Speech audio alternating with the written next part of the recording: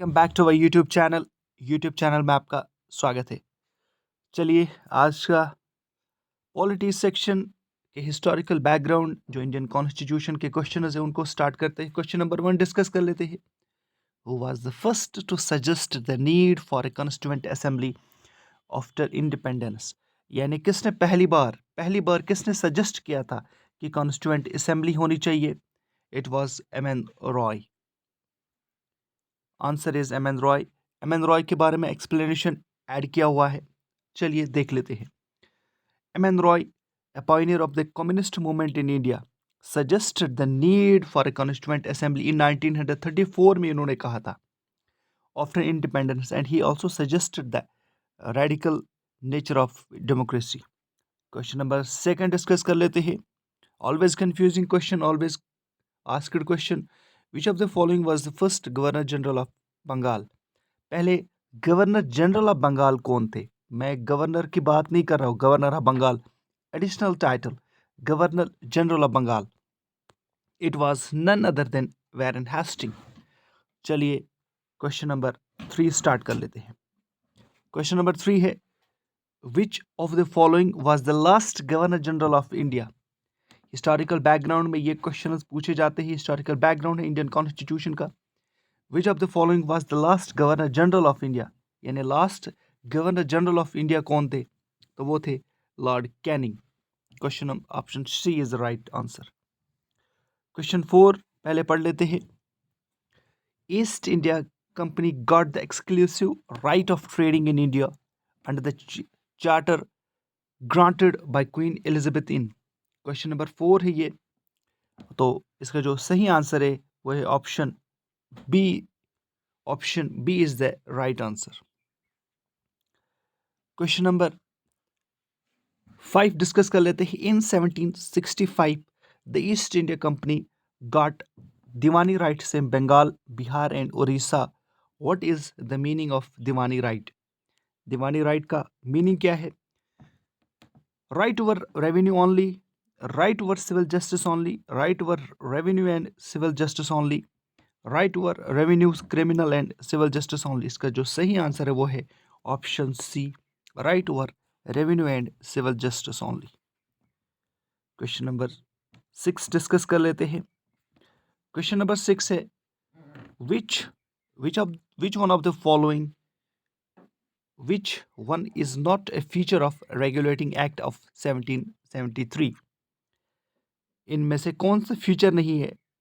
Options आपके पास मौजूद है and the right option is option D is the right answer. Question number 7 discuss कर लेते हैं। Very important, which of the following action is also called the act of settlement? किस act को कहा जाता है act of settlement? Regulating act of 1773, amending act of 1781, पिट्स India Act of 1784, charter act of 1833। इसका जो सही आंसर है वो है अमेंडिंग एक्ट ऑफ 1781 को कहा जाता है एक्ट ऑफ सेटलमेंट। एक्सप्लेनेशन भी ऐड किया हुआ है, यहाँ पे चेक कर सकते हो आप। क्वेश्चन नंबर 8 डिस्कस कर लेते हैं। क्वेश्चन नंबर 8 है, which of the following is not a feature of पिट्स India Act of 1784? जो पिट्स इंडिया एक्ट है उसमें से ये फीचर नहीं है। ऑप्शंस आपके पास मौजूद है, लेकिन जो सही आंसर है वो है ऑप्शन, पहले आप लोग पढ़ लीजिएगा, option D is the right answer.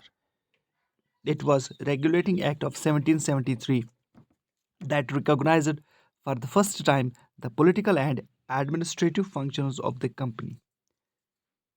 चलिए option D is the right answer. Question number 10 discuss कर लेते हैं। क्वेश्चन नंबर 10 है, which of the following are important facts about Pitt's India Act of 1784? जो पिट्स इंडिया एक्ट है 1784 का, उनमें से कौन कौन सी चीज़ें सही है, यहाँ पे आप लोग देख सकते हो। ऑप्शंस मौजूद है आपके पास, लेकिन सही जो ऑप्शन है, सही आंसर जो है वो option D is the right answer, यानी बोथ ए एंड बी, ये भी था एंड ये भी था। क्वेश्चन नंबर 11 डिस्कस कर लेते हैं। अगेन कंफ्यूजिंग क्वेश्चन, फिर से इसको चेक कर लीजिएगा, देख लीजिएगा अच्छी तरह से। क्वेश्चन है which of the following was the first governor general of India. अब first governor general of India की बात हो रही है। ऑप्शन से वारेन हेस्टिंग नहीं, ये नहीं हो सकता बिकॉज ये तो था first governor general of Bengal, लेकिन यहाँ पे पूछा जाता है first governor general of India. William Bentinck शायद ये हो सकता है। लॉर्ड कैनिंग ये भी नहीं हो सकता। लॉर्ड डेलहौजी भी नहीं हो सकता। तो option B is the right answer. Lord William Bentinck was first governor general of India. Question number 12 discuss कर लेते हैं। Which of the following was the first viceroy of India. पहले वाइस रॉय कौन थे। Warren Hasting बिल्कुल भी नहीं। William Bentinck बिल्कुल भी नहीं। लॉर्ड डेलहौजी बिल्कुल भी नहीं। Lord Canning was the first viceroy of India 1857 revolt के बाद। एडिशनल टाइटल ऐड किया गया। 13th question, the Macaulay committee was appointed in 1854 and it is related to the Macaulay committee किसके रिलेटेड थी। Options आपके पास मौजूद है, लेकिन सही जो ऑप्शन है, आंसर है, वो है option C is the right answer. Indian civil service Macaulay committee was appointed in 1854 is related to Indian civil service। Question number 14 discuss कर लेते हैं। Very very important again. Which of the following year Lord Canning established the portfolio system.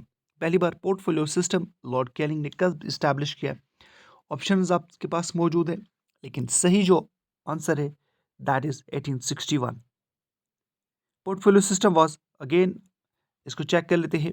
Option B is the right answer 1859। 1859 is the right answer, not in 61. Portfolio system was established in 1859। यहाँ पे explanation भी इसके related add किया हुआ है। Option B is the right answer. Portfolio system was established in 1859 1859 में, but it was formally recognised by Indian councils act in 1861। Establish 1859 में किया गया, रिकॉग्नाइज इसको 1861 में किया गया, इसलिए मुझे इसमें कंफ्यूजन था। Question number 15 always asked questions में इसका भी शुमार होता है। Which of the following is known as the father of communal electorate. किसे कहा जाता है father of communal electorate. Father of communal electorate lord Minto को कहा जाता है। Option B is the right answer, क्योंकि इन्होंने सेपरेट इलेक्टोरेट इंट्रोड्यूस किया था for Muslims. Question number 16 discuss कर लेते हैं। Which one of the following is the first Indian to join the Viceroy's Executive Council? Option D is the right answer. Satyanandra Prasad Sinha was the first Indian to join Viceroy's Executive Council. Question number 17 discuss कर लेते हैं। Question number 17 है which of the following act introduced a separate electorate for Muslims? Separate electorate for Muslims was introduced by Lord Minto. Okay, Governor General of India, Viceroy of India was Lord Minto. But when? What was the year? Year was 1909. Option B is the right answer. Question number 18 discuss कर लेते हैं। Question number 18 है, पहले इसको पढ़ लेते हैं अच्छी तरह से। क्वेश्चन नंबर 18 को, क्वेश्चन नंबर 18 है which of the following act introduced the dual scheme of governance. Dyarchy किस एक्ट के द्वारा इंट्रोड्यूस की गई। पिट्स India act 1784, government of India act 1909 बिल्कुल भी नहीं। गवर्नमेंट ऑफ इंडिया एक्ट 1919 शायद ये हो सकता है। गवर्नमेंट ऑफ इंडिया एक्ट 1985 1935 बिल्कुल भी नहीं। 1919 में गवर्नमेंट ऑफ इंडिया एक्ट के द्वारा डायरकी को इंट्रोड्यूस किया गया। क्वेश्चन नंबर 19 डिस्कस कर लेते हैं। क्वेश्चन नंबर 19 है which of the following act introduced the first time bicameralism, upper house and lower house and direct election in India.